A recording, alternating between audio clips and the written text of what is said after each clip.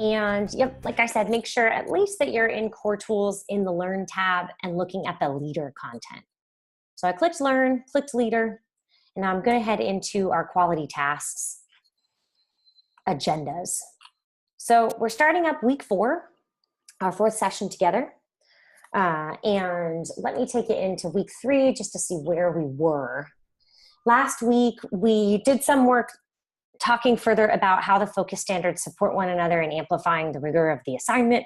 And also we looked at that and you practiced with that MLK text just to start getting a feel for how you can use these task templates to help you make sure you're really staying focused on the true intent of the standards you're selecting for your assignment.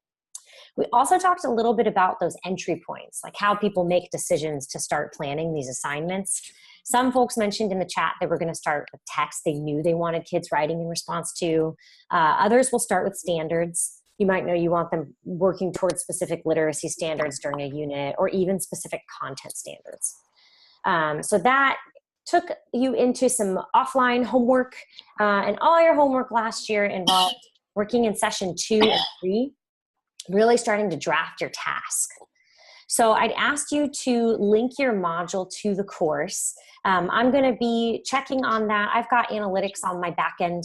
I'm going to show you guys that next week just so you get a sense of what it looks like. Some of your coaches have also shown you that in the past. And I'll make sure everybody is linked. If you're having any problems linking your module to the course, just email me. And I can troubleshoot with you or send you any screenshots or videos or things that could be helpful, okay? Same for today. Any tech challenges you have during today's session, you can, in the chat, just chat Jamie, my colleague in New York, directly. His name is Jamie Rice.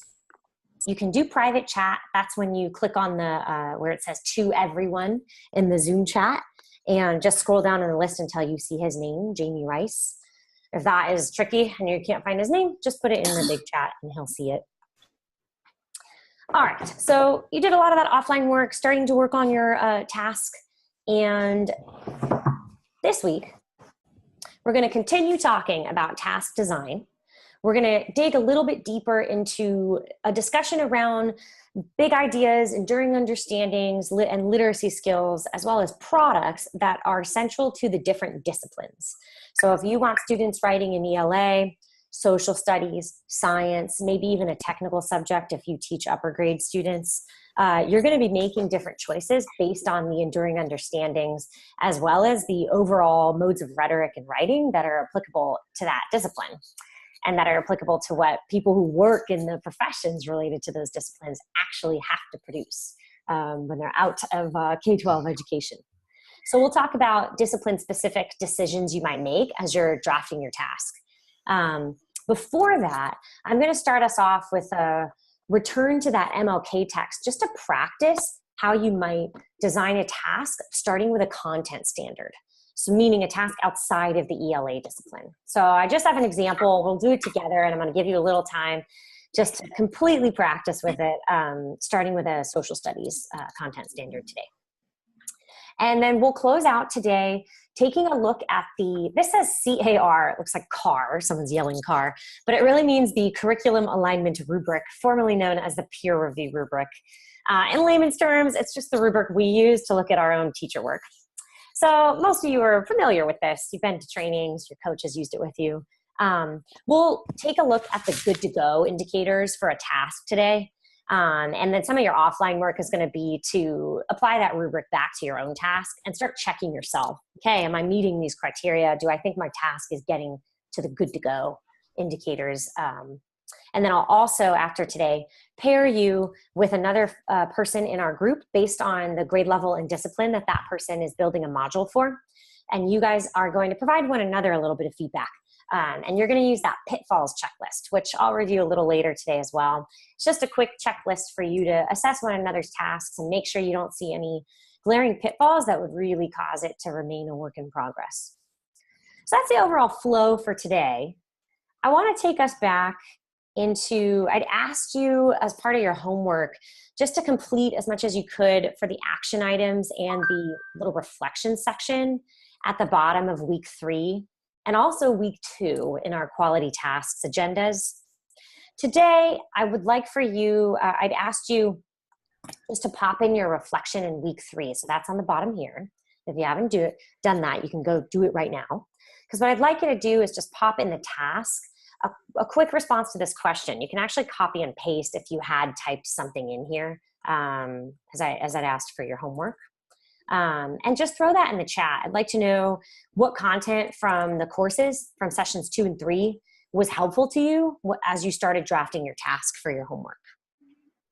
So go ahead and go look at the response you put in there, or even type something quickly now. This doesn't have to be quick. We're basically just wanting to preserve some of your thinking. And then pop it in the Zoom chat so you can share with others what section of the course, what part of the course was helpful for you as you drafted your task.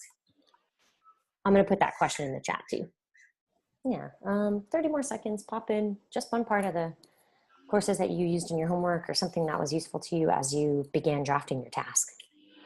Seeing some, Abby and Maria both highlighting just different activities that help you start to see alignment between the standards you're wanting kids to focus on and the prompt you're creating for them.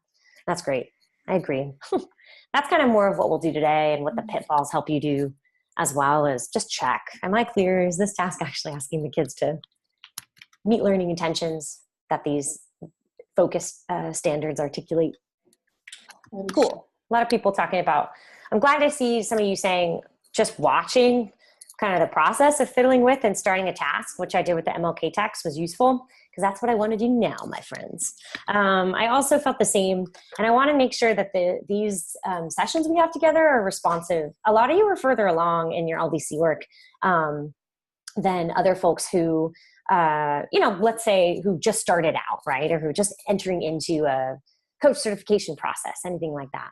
So what I want to do is really honor that by giving you a little more time to think about how the standards work together, and also start to get really adept at doing this with different content areas and grade levels even. Because I'll tell you, that's how I started getting really quick with this stuff, and being able to write tasks really quickly was helping a lot of different teachers who teach a ton of different grade levels, and getting out of my own comfort zone with elementary grades. And then you really start to realize backward design is nothing more than beginning with standards and with the overall purpose that a teacher wants to meet with an assignment. So it's okay if you're not super familiar with the content area in the beginning, and you can still support others in making sure their task is aligned to standards and is really asking kids to do the work of a couple of standards that they want to target at that time.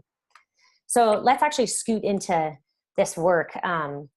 I'll take 15 minutes here, and then we're going to move along to think about some of those discipline-specific choices you might want to make in your own task. So what I'll do is, if you want to refresh yourself on that text, I'm going to put it in the chat. It's MLK's Integrated Bus Suggestions. Very quick refresher. Last week, we looked at several of the anchor standards for this text and just thought through which ones might lend themselves best to an analysis in the ELA discipline. And you can see his text is structured in such a way that it's offering suggestions for how African Americans might act when using these newly integrated buses in Montgomery, Alabama. And very interestingly, he moves from a list of more general recommendations to very specific ones. We also talked about how there's a lot of the kind of language, faith-based language in here, very soaring language, kind of meant to trigger or impact the emotion of the reader. And that led us to have a little discussion about which reading standards might lend themselves well to a deeper analysis and some writing about this text. So one other doc I'll throw up in the chat for you is the mental markers one-pager. Just if you want it up, you can also look on my screen. So last week we talked, we were just thinking about ELA last week. And because of that, we were looking at how two reading standards might work together. And what's so cool about that is I always find this with the reading standards. One can really help you figure out how to ask the kids to really do the work of another. And we did that. We were looking at R2, which is the main idea one, and R4, the language use one. and then landed on R4, R6, really thinking about, oh, we could ask the kids how he uses language in order to convey a point of view. So the reading standards work together really nicely when you're making an ELA task. And again, they just kind of help you set the pathway, give the kids a clear way to engage with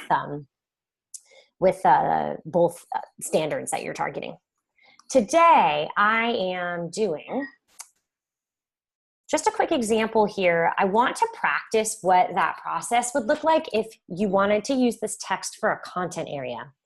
So this is going to be quick and completely just for the sake of us using our brains, practicing, fiddling with writing the prompt. So hopefully you can all see. I know it's gray and hard to read.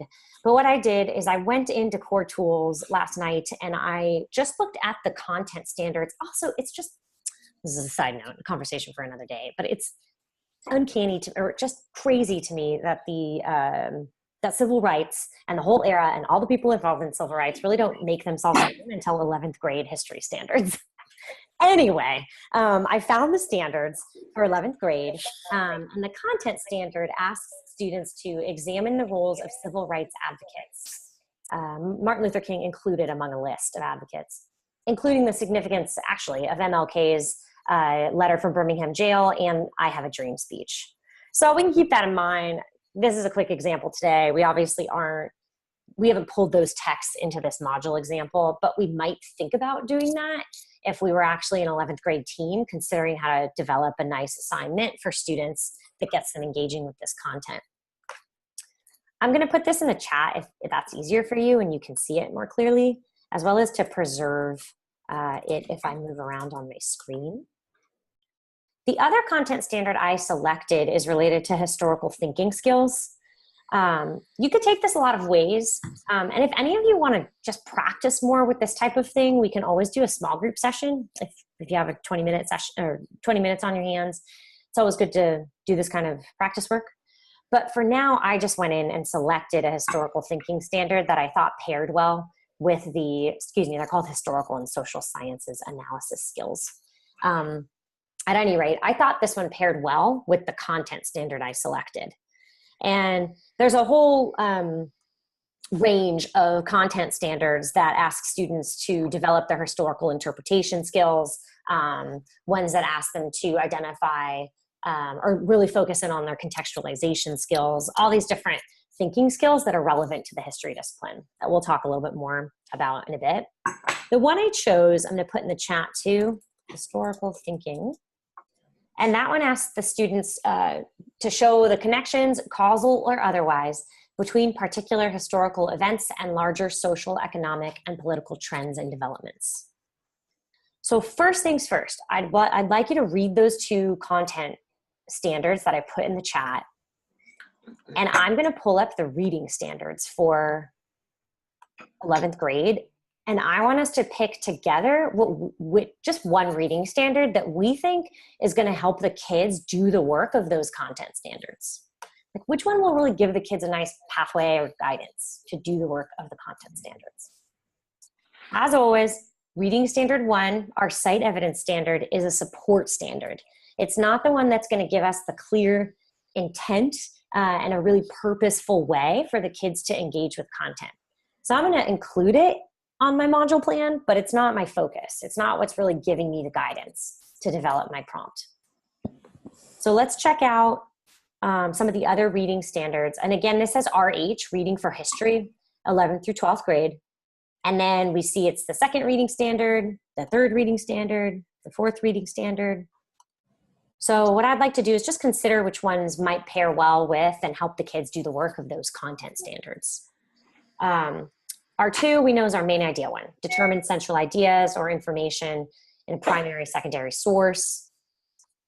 R3, that's that development over the course of text standard. Here, it wants kids to evaluate explanations for actions or events and determine which explanation best accords with textual evidence. That one doesn't really jive with the content standard. So let's take a look. I was kind of looking last night at reading standards 4, 5, or 6. 4 asks the kids to determine the meaning of words and phrases as they are used in text, including analyzing how an author uses and refines the meaning of a key term over the course of text. 5 asks them to analyze in detail how a complex primary source is structured, including how key sentences, paragraphs, and larger portions of the text contribute to the whole. And then 6 asks them to evaluate authors' differing points of view on the same historical event. Not relevant unless we were to add in another text from a different advocate from the civil rights era. So if we had more time, we might consider doing that if we really wanted kids doing our 6 work. So think about, you can look on your own in Core Tools or just on my screen even, again, for the sake of a quick example. If you're looking only at R4 and R5, which one do you think would actually help kids really engage with and do the work of the content standards I put in the chat? Even just looking at 4 and 5, what's a better choice today for us to practice? You can share verbally or write in the chat, whatever you're comfortable with. Got 1 vote for 5. Maria, really good question. Yes, the standards we're selecting right now are relevant to the overall prompt. We might focus the kids on other literacy standards, other speaking and listening standards, ELD standards in the mini tasks because we still need to target different skills in order to get them reading and then writing in response to the reading successfully for the prompt. So really good question. That will reveal itself for those of you that move on and take quality skills and instruction, which is another 8-week course where we really drill into your skills lists. And then you really start to see like, oh, some days we're going to have to do that R2 work in the beginning, right? To have kids determine main idea of the text before I can move them on to language analysis or rhetorical analysis. So it's kind of an even split down the board. Let me just pick one and fiddle with it myself to model, and then I'm going to give you about 4 minutes to do the same on your end. And you can do it on scratch paper or in Core Tools when we get there. I'm into R5 myself. I think that asking the kids to understand how he structured the text and actually analyze the structure of the text can help them get to a closer understanding of what he's advocating around nonviolent determination. When I go back up and look at the historical thinking standard though, I didn't add the writing standard yet, but let's assume it's an informational product. So I'll be going with W2. And okay, let me fiddle a little bit with this. And then I'm gonna give you a little bit of time to do the same on your own end. And actually in the interest of time, I'd really like to maybe we can do this together. Because I'd like to hear your thoughts on how this thinking might come together. So I'm going to leave the product blank right now. Connie's actually going to overview some discipline-specific products later on that hopefully you'll make connections back to this task with. So let's just head into this all-important content section of the prompt, which comes after the cognitive demand. I kept the analyze demand just for a quick example here. I really want them analyzing, in particular, I'm going to just grab this part of R5 right now because when I'm starting to think about this, I first really want them to consider how he's structuring, moving from general to specific. Keeping in mind that this is 11th grade, we'd likely, if we were going to go on and actually develop a module that we wanted to teach, we'd very certainly be pulling in additional texts. Maybe we'd pull in Letter from Birmingham Jail or the I Have a Dream speech, and I might turn it into a comparison work where they're comparing his rhetorical devices in order to understand how he uses them to persuade and also to make connections to other viewpoints within the civil rights movement, for instance. But for today, let's just start. We can kind of fiddle around with this. So I'd like them to start analyzing how MLK, and then this contributes to the whole part is where I was really thinking about, okay, how do we connect that back to the content standards work I want the kids doing? Because I really want them thinking, how does the structure contribute to or show connections between this specific bus integration event and larger, where I'm getting to is larger kind of trends or developments. We could think about which word might work better. Developments in the usage of nonviolent protest in the civil rights movement. So I could start picturing that this might fall into an overall unit where they're actually studying a lot of different protest movements during the time and different viewpoints on most successful protest methods. So let's get to, so actually contribute, I like that word a lot, but I also like this, show connections between this event and larger social economic, how the structure of the bulletin. Oh, you know where we could go with this? I'm going to show you one thing that I really want you to keep in mind as you're designing your own task, and that is how you can add an additional demand. So I'm thinking about it this way now. We can say, in which you analyze how the structure of the bulletin contributes to MLK's overall message on nonviolent determination. Support your discussion with evidence from the text. Here is a little move that I do all the time. I usually add a demand. Let me do that again and just call it out. I clicked the demand button, demands, excuse me, in the lower left of where I'm writing the task. And this I'm going to use today. I might refine and actually take it away, but for now, I'm going to use it to just start considering how I want to connect the reading standard work with the content standard. So there's a lot of different demands in here. There's one here that asks, it says, explain how, and then I can insert key details, historical events. I can insert one and another, and it's explain how those two things are connected. The other one I was thinking we could use is, I use this one a lot. What lessons, conclusions, or implications can you draw about? And then I would fill that one in. Let's just try this one. Because here's where I want to ask them, I might use the word conclusions or even go for connections, but perhaps I'd get to the point where I want to say something like, what conclusions can you draw about how this bulletin's message on nonviolent determination connects to, oh, you know what, I'd want to probably do it like this, how that message connects to larger,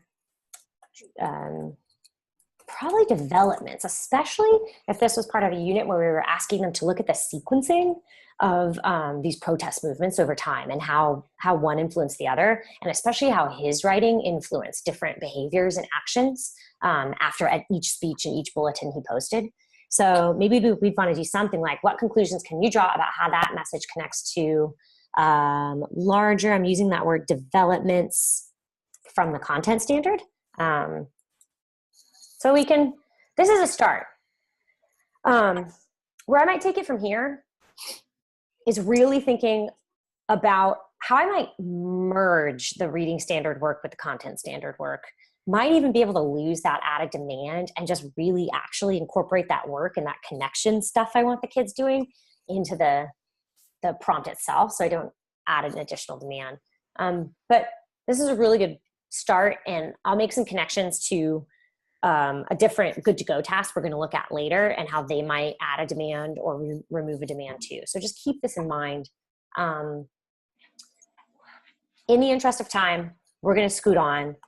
If this is something you want to do more, like watch me model and then take another 15 to write your own and then share your example, and just do more of this thinking around how standards support one another and how we can write prompts with them, just email me, and I might be able to get together a little small group.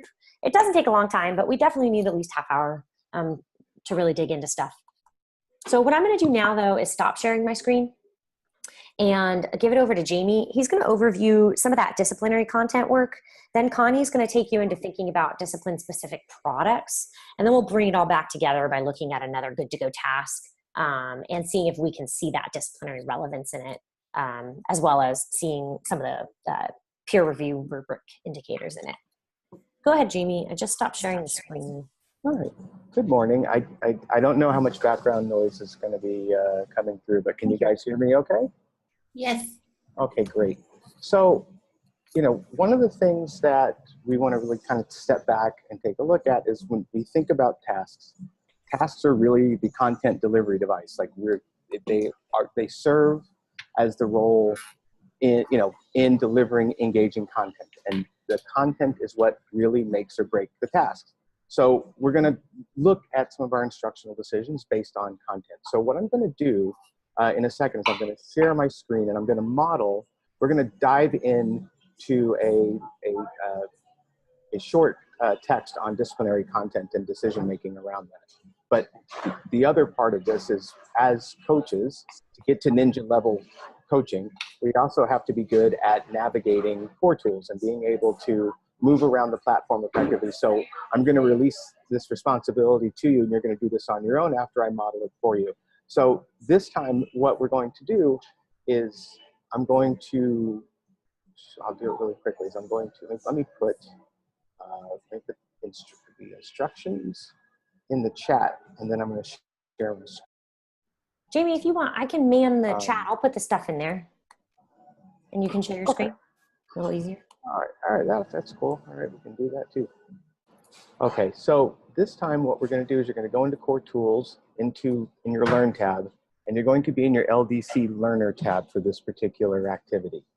So you're going to go to LDC Learn, then Learner. You're going to go to Instructional Cycle 1, Standards-Driven Tasks.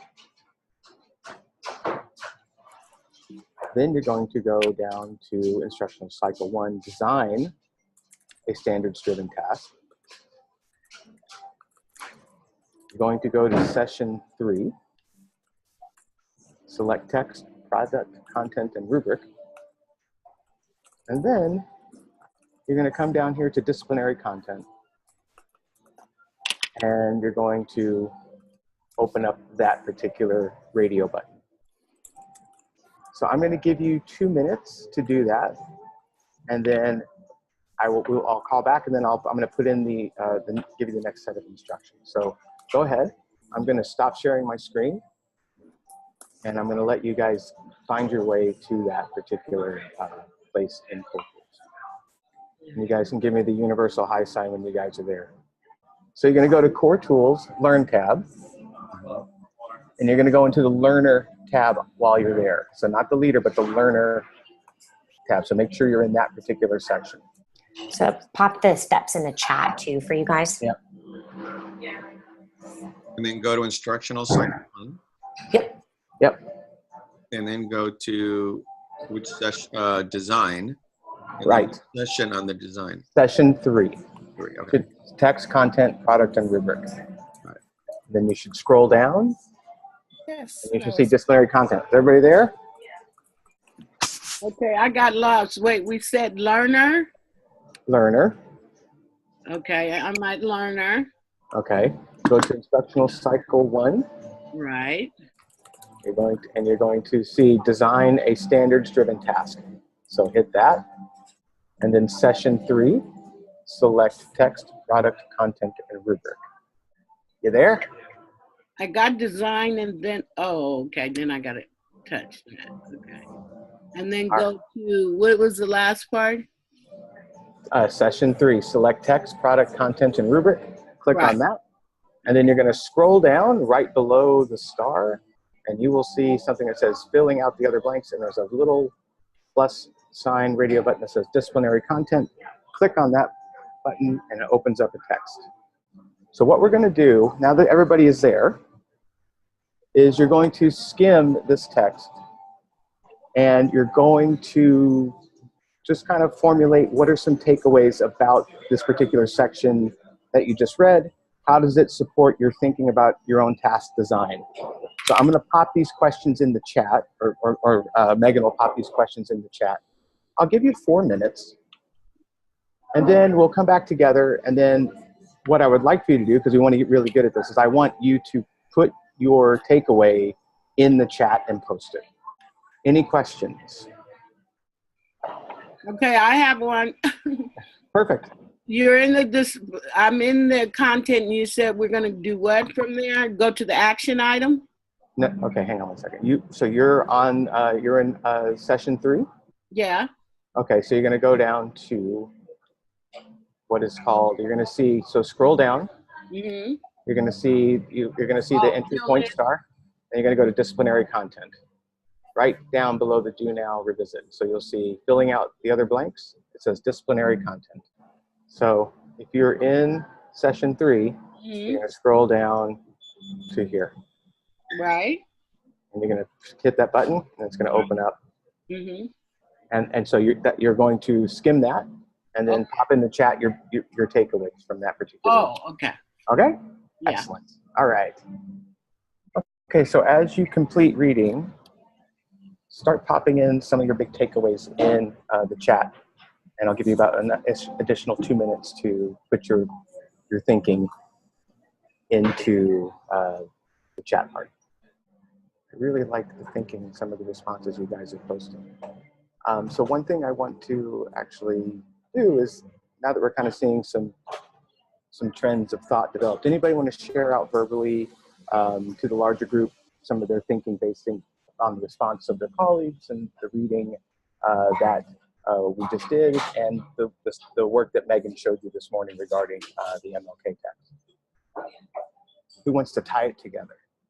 Well, I want to say that when I was creating the task, I was taken back a little bit by the fact that I was going in one direction, thinking about something I wanted to do with this unit about the moon.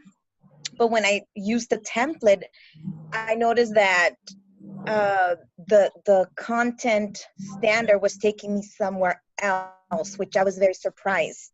So I was like, wait a second. I was trying for them to compare this, but I'm like, no, that's not what the content standard is saying. And actually it's making the kids thinking about something else. And I'm like, how in the world am I going to teach that? You know, and it kind of like, I was a little scared for a moment. I'm like, it's really, that's where the rigor comes, I think. And I need to go back and need to reconsider, do I want to take it this way? Or you said, maybe it's not lending itself, you know, with this content standard, maybe I need to choose another content standard that would do a better job with the task, you know. So that's what I want to say. You just made me realize too, though, if you start with the literacy standards, sometimes you go look at the content and you realize what you really need to change is the literacy standard you thought you were going to engage the kids with. Mm-hmm. Yeah. Kind of like what we just did with the MLK thing. Like, let's say I really wanted to do, I don't know, R6 with it, and that just wasn't a good fit. So if you're staying open, again, it's really about what's your entry point and what do you want to, what are you pretty firm about? If it's the text, then you're going to have to be a little bit more flexible with the literacy standards. If it's the literacy standards, you're going to have to give up some text maybe or switch them out in service of ones that help kids actually engage with the skills in the literacy standards you want, you know? So it's a total back and forth, I think, when you're planning out these assignments. I think that's why collaboration is so important. Mm-hmm. When you bounce off your ideas with someone else, you really do. You need to hear it from someone else and hear your voice projected. Yeah, and hear someone tell you, hey, get rid of this. You know, it's not working. So that's actually why I favored pairing you guys with someone who's doing your grade level and content area rather than someone at your school. But I'll get to that because I'm going to ask you if you have preferences for that. Maria does that a lot. She always tells you, get rid of that. Get rid of that. She does do that. Change it. You need me. I take it too, Velasco. I take it too. Go for it, Jamie. Thanks. All right, before I turn it over to Connie, I think those are some really interesting insights. And as teachers, you know, really what are the instructional moves or like the things that we really want to hold constant through course or through our class? Like as a social studies teacher, for me, it was always about the literacy standards first. So I had to be super flexible with text, and I had to be super flexible with what is my product going to be, because I needed my students needed the skills more than, say, a particular set of content. So I always did my planning through that lens first, and so yes, it gets frustrating because you have text you hold dear, but if it doesn't get you to that point, it's not going to serve students well. And again, the content is what really kind of holds the task. So I'm going to release it to Connie, and I really appreciate your deep thinking this morning. Thank you. Okay, thanks, Jamie. Hello, everyone. It's great to be here today.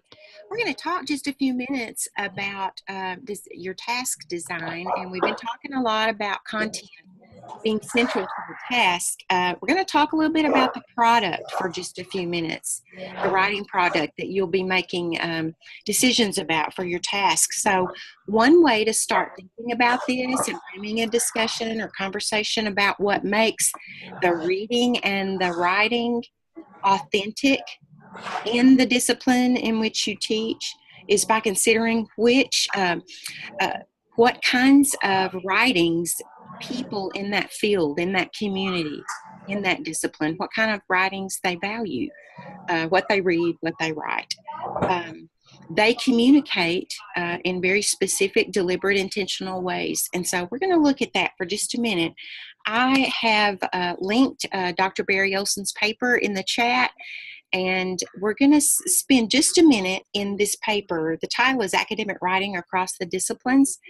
And I'm going to go ahead and share my screen. All right. So this is, just moving things around.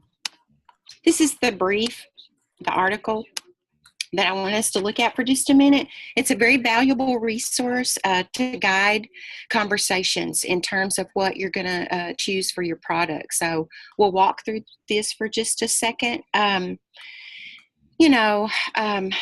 Some of the examples that I have jotted down, we can write essays in every class, and it just becomes so redundant for our students. And the closer that school resembles real life and the real world, the more likely we're able to formatively assess just how prepared students are for college and for career. And so if we are mentoring them in our history and social studies classes with the types of readings, the types of text, and the types of writings that historians value, they will be better prepared for their college level writing as well as the careers that they decide to go into. So you're going to be looking at your task design, your standards-driven task design, and it was very nice to see everyone focusing on what they got out of what Jamie asked you to read about content is so central. And so you're going to be looking at your specific content and what it is you really would like the students to produce. I'm sorry, I kind of left this document. I left you hanging there. So I wanted to scroll down to the end of it. There's so much valuable information and insight in it. But at the very end of the article, Dr. Olson shares sort of a matrix with us, and there are a variety of contents, and you can kind of get a little look right here. For example, types of writing products that are valued in the humanities in an English language arts class would be literary analysis, evaluations, rhetorical analyses, those types of papers. And so it goes on to show valued writing products in other disciplines as well. So I'm also going to post another link. So LDC kind of pulled those out, that information out for you. I'm sorry, I'm having a hard time let's see. Here, I'll go ahead and post. If you don't mind, I would appreciate it. Yep. So you guys can just see those charts on your end and save that doc. I highly suggest just bookmarking it. For the types of assignments charts.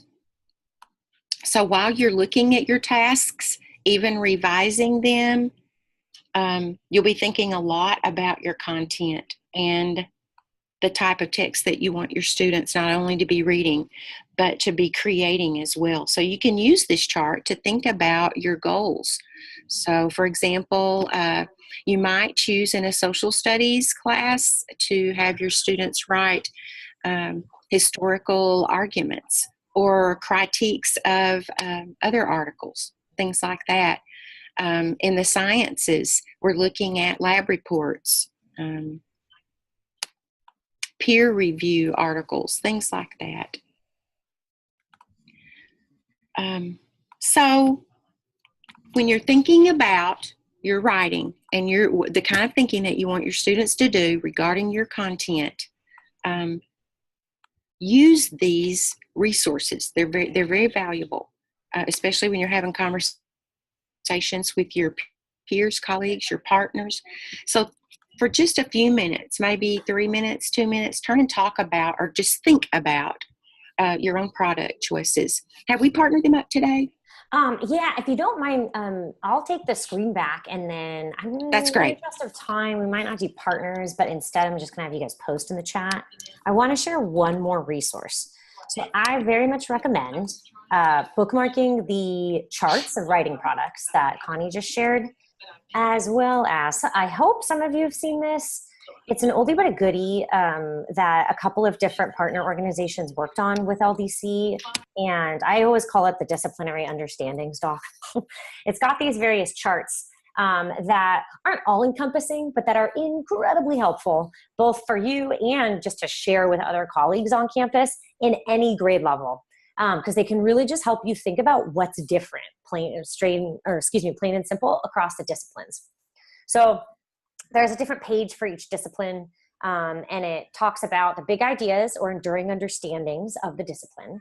Usually essential questions come out of these big ideas or enduring understandings. For instance, in social studies, a big idea that we were grappling with and really creating an assignment to help kids engage with with that MLK example from earlier this morning had a lot to do with the importance of the individual in history, and how individuals can contribute to the development of thinking in a culture, and obviously action in a culture.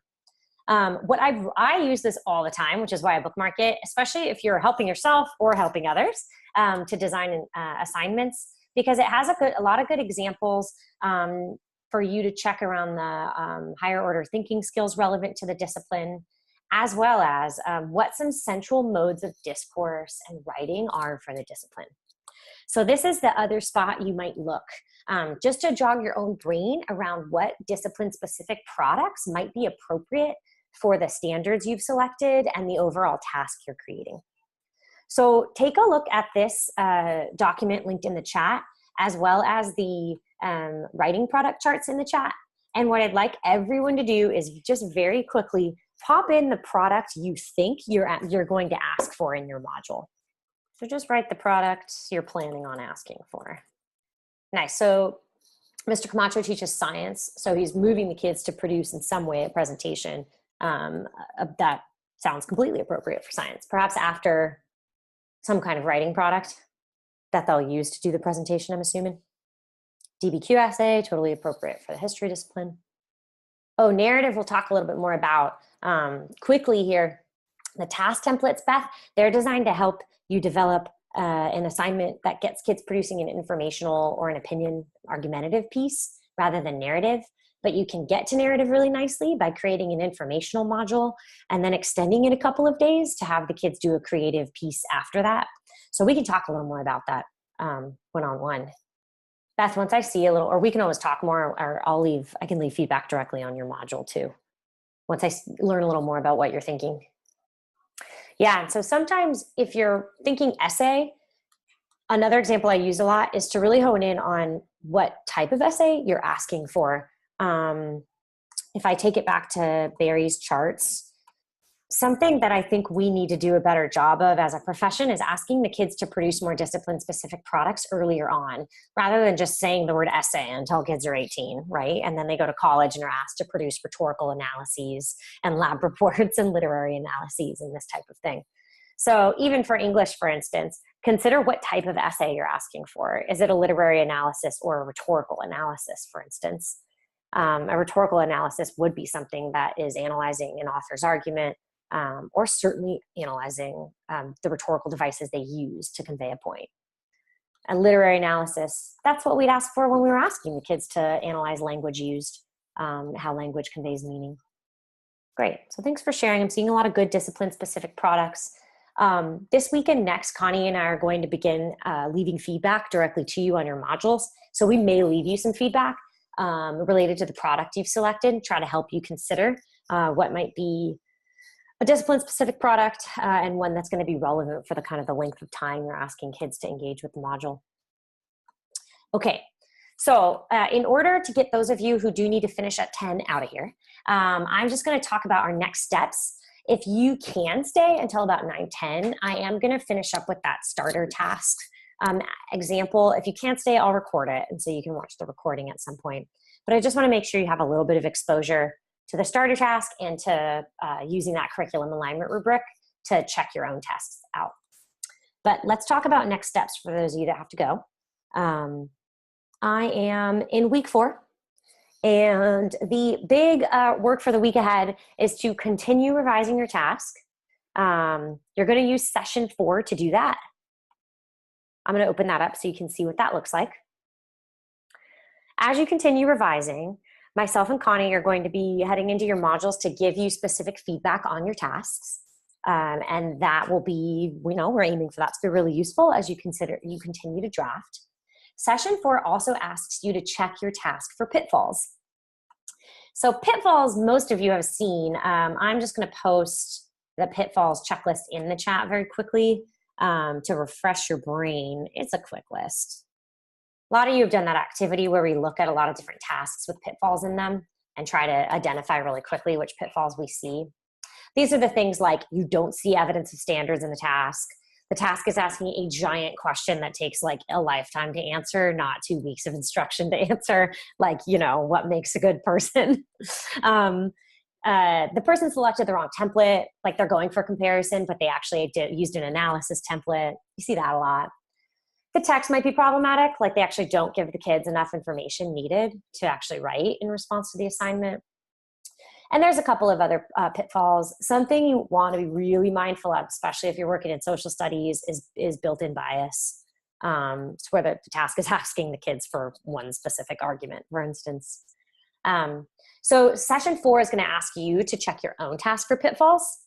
And then what I'm going to do, why I've been talking so much about partnering you guys, is I'm actually in our follow-up email going to assign you a partner, and you're going to review that person's task for pitfalls at any point between, end of this week and early next week. I'd like you to take a look at one another's task and just check, hey, do I see any pitfalls in this? And if you do, you can offer feedback in the comment bubbles right in the module, just like I'm going to for you guys. So I have a couple of specific questions for a few of you about whether or not you want to work with the colleague from your school, or you'd rather work with a colleague who's teaching the same grade level and content area. So I'm going to reach out to you guys today to ask that.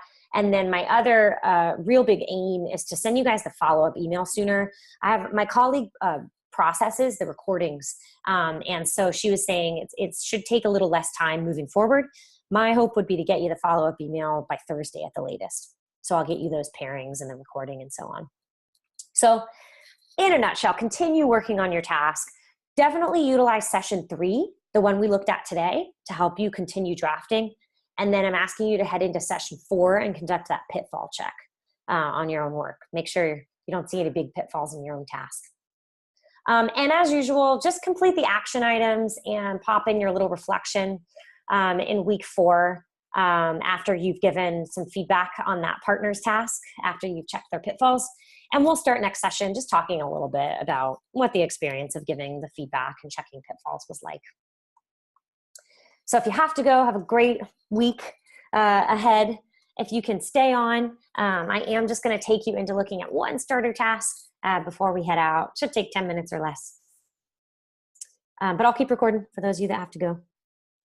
All right, I am going to take us back to starter tasks, which we talked about a couple of weeks ago. I'd asked you to take a quick look at the starter task collections in Core Tools. These are quite what they sound like. They're tasks that we've pulled from Good to Go or exemplary modules, and they're ones that we know other teachers can take and make quick adaptations to and have a good, successful, and good to go task on their hands with. Adaptations usually mean changing the text out. So they're particularly useful if you know what literacy standards you want to work with. And you can head in and just take a closer look at, let's say, you want to do science, your elementary school. And, in here you can see there are 2 that teach Reading Standard 3 in science. So you might just click into one, see if the idea is the task has evidence of Reading Standard 3. It really clearly asks the kids to do the work of Reading Standard 3 already, excuse me. And so you might just need to change out some text or content, but you know the wording of the task is still it's already getting the kids to Reading Standard 3 work. So they're starter points, starter tasks for you. If you did find one you liked, you'd go through that process of copying the module. That way you could start editing it for yourself. I pulled up, just to keep on the social studies theme, I pulled up a social studies starter task. I'm going to stay with this one rather than the ELA. I'm going to put the link in the chat if you do want to see it for yourself. You're welcome to just follow along on my screen too. This is a starter task for 5th grade. And can anybody just quickly see what reading standard they're targeting? Practice reading this notation here. You pop in the chat or say it out loud. Point of view, very nice, guys. R6, our friend R6. We've talked about him a lot. And you can see that again. You see RI here. That's reading informational text. The other one you'll see is RL, reading literature. And then they always put the grade level next. So finally, the last number relates to the actual reading standard, which when I say R6, I mean, reading standard 6. So this one for 5th grade kids asks them to analyze multiple accounts of the same event or topic, and then note important similarities or differences in the point of view that each account represents.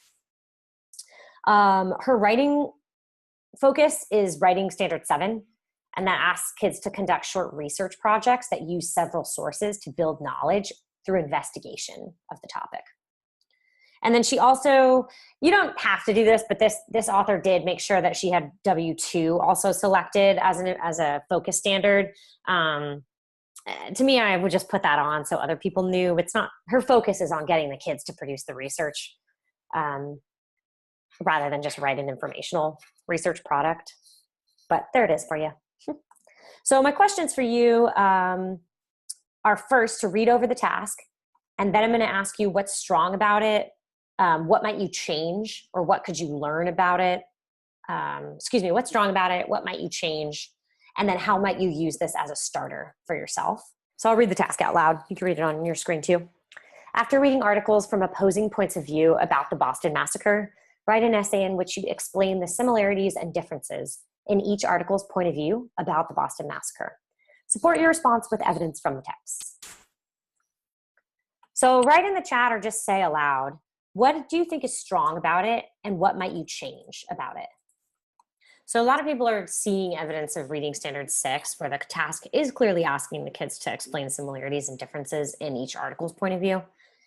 And that's the big strength of this starter task, is there's really clear evidence of the reading standard already embedded in the prompt. Something that Abby mentioned that I also would like to see is if the writing focus is on conducting the research project, my next move for this teacher would be to coach her to ask the kids, change the language so that it says after researching these articles, which would mean giving the kids options for text selection.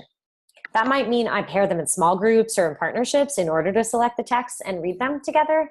But if I really want them conducting that research work, I can't just give them the texts. I need to at least give them a menu of 5 texts that they then select 2 from that they think lend well to giving them the information needed to complete the assignment. If I really want them actually developing some of those researching skills. So really nice catch there, Abby. Something else that I see here, this is good to go in the sense that I can definitely identify evidence of the standard in the task. This might be another prompt where you might add an additional demand. Really gets at the why we care about how the points of view are similar or different. So something I can see immediately is that this task is asking kids to explain what is the verb in the reading standard, though. So the reading standard starts with the verb analyze. So that might be a way that we can ensure tighter alignment with the intent of this standard, is to actually use an analysis template and get at analyzing the similarities and differences in each article's point of view. If I ask the kids to analyze the similarities and differences, then I am necessarily asking them to draw a conclusion about what the similarities and differences represent, which gets much more to the heart of the standard. You know, at 10 years old, maybe 11 years old in 5th grade, I really want kids thinking about why people think differently about events, not just that they do, you know? I mean, probably by the time we have already asked them to kind of regurgitate what different sides think about an event, right? You know, what did the Pilgrims feel? What did the Native Americans feel? Whatever it is. If I really want to get to the heart and the intent of this standard and the learning intentions of it, I'd probably take it up a level to analysis and maybe add one of those demands that asks them about what conclusions they can draw about what those similarities and differences represent in maybe something like how they represent those you know, different events or experiences these different authors or different sides went through in the massacre. So that's just some of my spitballing so you can think about. We see some strengths. We definitely see evidence of R6 here. But this is a starter. We already are talking about what we might change in order to make it more relevant to your kids. If you want to make it a research project, and also more tightly align it to the standard. We're getting into, you know, then exemplary territory. So to close out here, I'll make that connection back to the curriculum alignment rubric. When you guys get into session 4 in the course, it'll make good use of the rubric. But what I want you thinking about is, just so you know, that the pitfall checklist is the first page in the rubric. So you're set there. You only need one document open when you're checking your own task. But in particular, and it looks so funny on the page, I really want you checking to see if your task meets the good to go indicators. All the usual stuff we've looked at together. Does the task identify 2 to 4 focus standards that include literacy and content? Yeah, that starter task we looked at does. Does it address content and skills central to the discipline? Yeah, the Boston Massacre task does. Is it text dependent? We look back. You can't answer this question about similarities and differences in each author's point of view without reading the text. You know, so move down the indicators for yourself after you have a solid draft of your own task, and just check. I mean, does my work meet these indicators? And then with a partner, I'll just have you do a quick scan using the pitfall checklist. That is about all she wrote. You can go ahead. There's plenty of other starter tasks in here, some of which do meet exemplary criteria. Others, like the one we looked at, that meet good to go criteria, and that can be used, all can be used as starters for your own work with your own kids. How do you get to the starter? Oh, good question. I actually popped a link in the chat for it. Okay. If you're in the LDC library, Mhm. and you just write starter tasks. But here's what you need to do. You only want to have it search for collections. Okay. Collection is a folder. If you keep the check mark in modular mini tasks, you'll get tons of things. Anything that has the word starter and the word task in it will show up. So you need to make sure you only check collections. One other quick search tip is if you only want any search engine to search for this phrase, these words used together, then you have to put quotes around it. If you don't put quotes around it, it'll do what I said. It'll pull up anything that has the word starter in it and anything that has the word tasks in it. But if you put it in quotation marks, it'll only search for the phrase starter tasks. And then you can see, Deborah, here, there's a big collection of starter tasks, and you can click into there, and then it has elementary, middle school, high school, or you can actually just go down and you'll see all the different grade band specific starter tasks. One more tech tip, because you guys are going in. Oh, give me one moment. Let me finish off with this tip, and then I'll stay on for additional questions.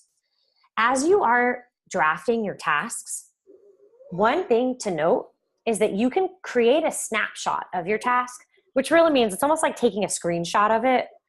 You're saving a version of it. This way, if you start changing it and you hate what you've done, you can always just revert back to your last version of it. That's always in the More Options menu. So you click More Options and click Create Snapshot. And again, just like taking a screenshot on your phone. And those always get saved for you. There's always this little arrow up in the left, and your snapshots are always listed right at the bottom of this menu. So what's cool is when you really get into designing something, sometimes I'll take 4 different snapshots just because I really want to save my work. And you can always go back to your last snapshot. Like I said, if you feel like you made so many edits, you really don't like them, and you just want to go back to your last version. So keep that in mind as you're drafting your own stuff. Thanks so much for staying after, guys. If you have any other questions, I'll stay on for a few more minutes. Otherwise, have a good day. I'll see you guys next week. Bye, Megan. Thank you. Bye. Thanks. Megan, thank you. Just a quick question. Did you have a question? Yeah, go for it. Yes. The choosing of the text. Mm-hmm. Do we have any collection that we can choose from, or Such a we good just select question. anything? Yeah. Yeah. Okay. Give me a minute. Let me share my screen again. I think that you have seen this. Do you remember that big document with all the different links of websites that you could go to find text? I don't recall, if you don't mind. It's like buried in the courses. So I'm going to go find it with you.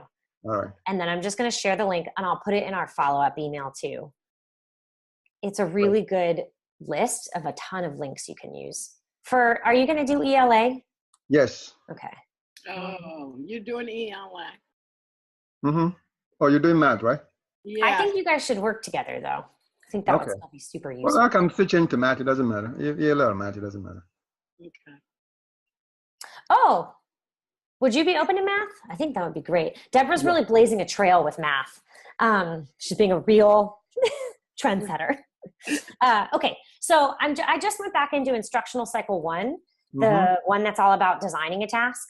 And it's the session that says it's all about selecting text. Okay. So if you click on it, it's like the funniest. It's really buried. It's very hard to find.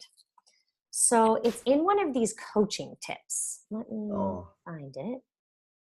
It's right here. It says, if authors don't have a curriculum with text, they may struggle to locate useful, relevant, and authentic texts. Very true.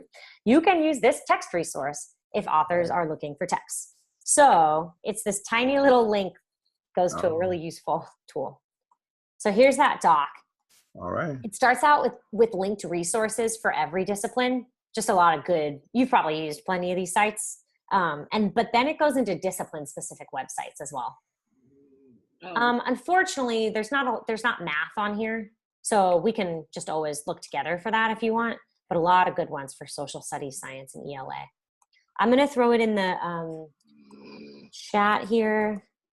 And when we click on the link in the chat, how can we print?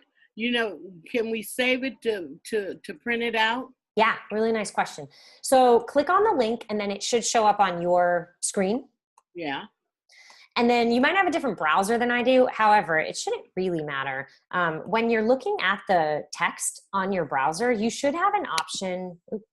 When I put my mouse over it in the upper right, I don't know if you can see these buttons. Can you see it? There's a little arrow pointing down, and then there's a printer, little icons. Can you guys see that or no? If you can, I have the arrow pointing down means download. And so I just click it and the article gets downloaded onto my computer. If you have a different browser, we can talk one-on-one because I have to just figure out where your download button is. But it's somewhere in the top of your browser for sure. Right. And it'll say download. Yeah. Here, I'm going to stop recording, and if anyone, oops, I stopped sharing. Let me stop recording.